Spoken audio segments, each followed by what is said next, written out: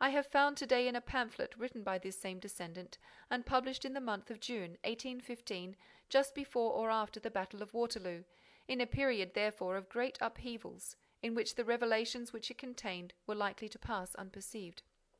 What is the value of this pamphlet? Nothing, you will tell me, and we must attach no credit to it. And this is the impression which I myself would have carried away, if it had not occurred to me to open Caesar's Commentaries at the chapter given. What was my astonishment when I came upon the phrase quoted in the little book before me! And it was the same thing with the treaty of St. Clair sur Epte, with the Saxon Chronicle, with the examination of Joan of Arc, in short, with all that I have been able to verify up to the present. Lastly, there is an even more precise fact, related by the author of the pamphlet of 1815. During the French campaign, he being then an officer under Napoleon, his horse dropped dead one evening, and he rang at the door of a castle, where he was received by an old knight of St. Louis. And in the course of conversation with the old man, he learned that this castle, standing on the bank of the Creuse, was called the Château de l'Aiguille, that it had been built and christened by Louis XIV., and that by his express order it was adorned with turrets and with a spire which represented the needle, as its date bore, and must still bear, the figure 1680. 1680! 1 year after the publication of the book and the imprisonment of the Iron Mask! Everything was now explained. Louis XIV, foreseeing that the secret might be noised abroad, had built and named the castle so as to offer the quidnuncs a natural explanation of the ancient mystery. The Hollow Needle! A castle with pointed bell turrets standing on the bank of the Creuse and belonging to the king! People would at once think they had the key to the riddle, and all inquiries would cease. The calculation was just, seeing that, more than 2 centuries later, M. Beautrelet fell into the trap.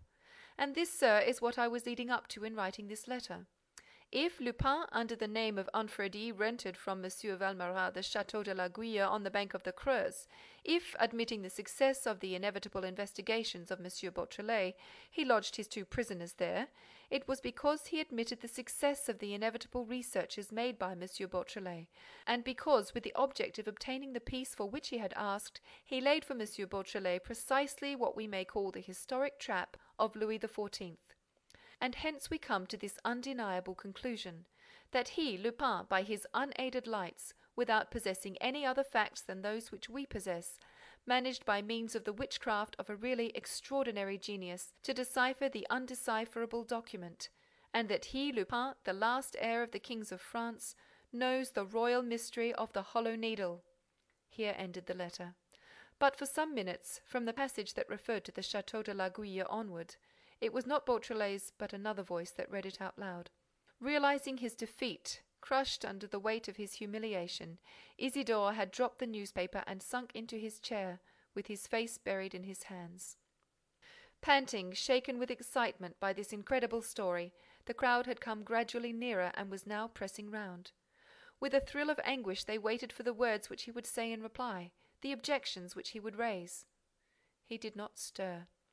Valméras gently uncrossed his hands and raised his head. Isidore Beautrelet was weeping. End of chapter 6.